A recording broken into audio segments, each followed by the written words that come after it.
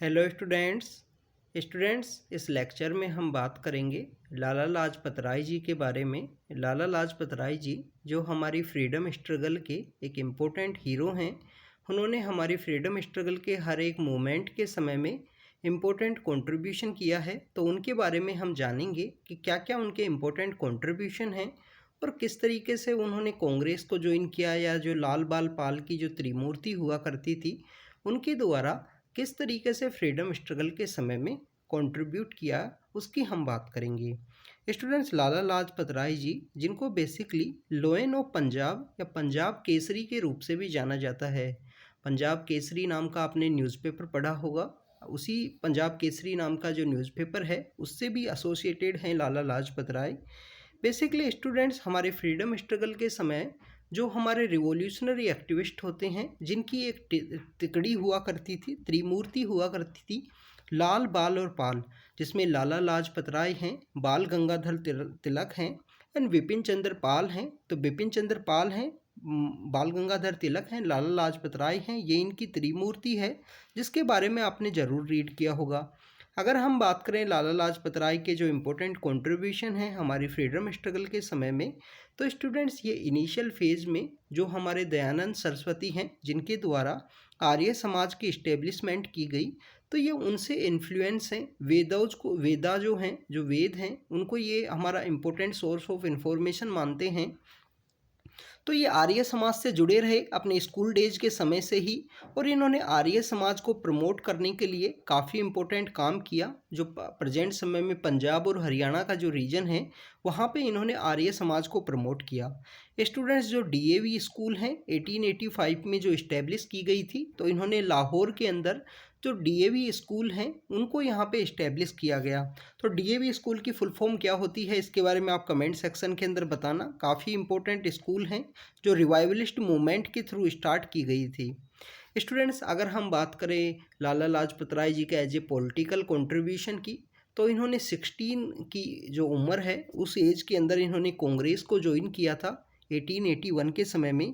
इसी कांग्रेस का एक सेशन है जो लाहौर के अंदर ऑर्गेनाइज हुआ था 1892 के समय में। तो 1893 के समय में, 1893 के उस लाहौर सेशन के समय में ये बाल गंगाधर तिलक जो बिपिन चंद्र पाल हैं उनसे मिलते हैं और एक अपना जो त्रिमूर्ति है उसे क्रिएट करते हैं। बाद में इसी त्रिमूर्ति के द्वारा जब बंगाल का जो बाइफर्केशन हुआ, जो बंगाल का पार्टीशन का मूवमेंट चलता है, तो इनके द्वारा स्वदेशी है उसको प्रमोट किया जाता है, स्वदेशी की डिमांड है उसे कंटिन्यू प्रमोट किया जाता है। स्टूडेंट्स, 1907 के समय में सूरत का एक सेशन होता है और सूरत के अंदर कांग्रेस के अंदर स्प्लिट होता है, कांग्रेस के अंदर बंटवारा होता है। तो उस सेशन के बाद में जो जो रिवॉल्यूशनरी एक्टिविस्ट थे उनको कंटिन्यू गवर्नमेंट के द्वारा किसी ना किसी कानून के थ्रू डिपोर्ट करने की कोशिश की गई। तो इसके अंदर लाला लाजपत राय हैं, उनको भी मंडाले जो प्रेजेंट समय में म्यांमार है वहाँ पे सिचुएटेड है, वहाँ पे इनको सेंड किया गया मंडाले के अंदर।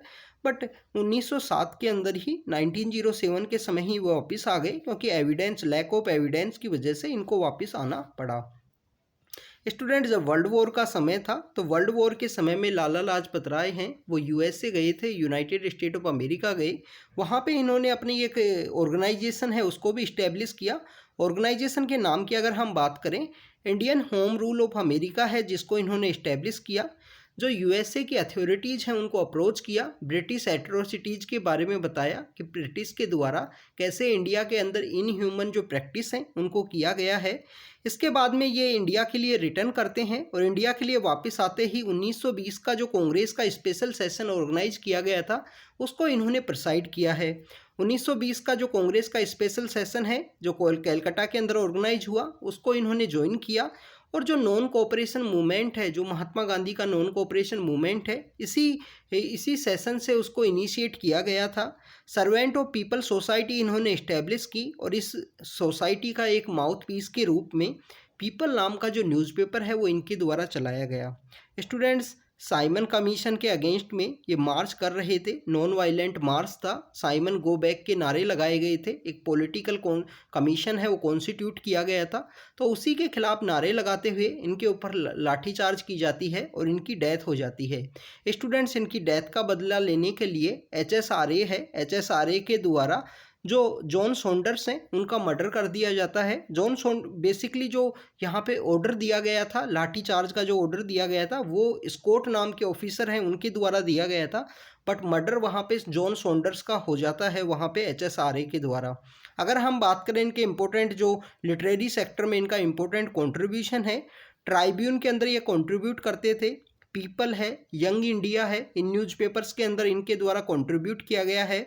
आर्या गैजेट नाम का जो एडिटर है वो उसके ये एडिटर हुआ करते थे। आर्या गैजेट नाम का जो अखबार है ये चलाया करते थे, क्योंकि आर्या समाज से इनका इन्फ्लुएंस था, उसको ये प्रमोट किया करते थे।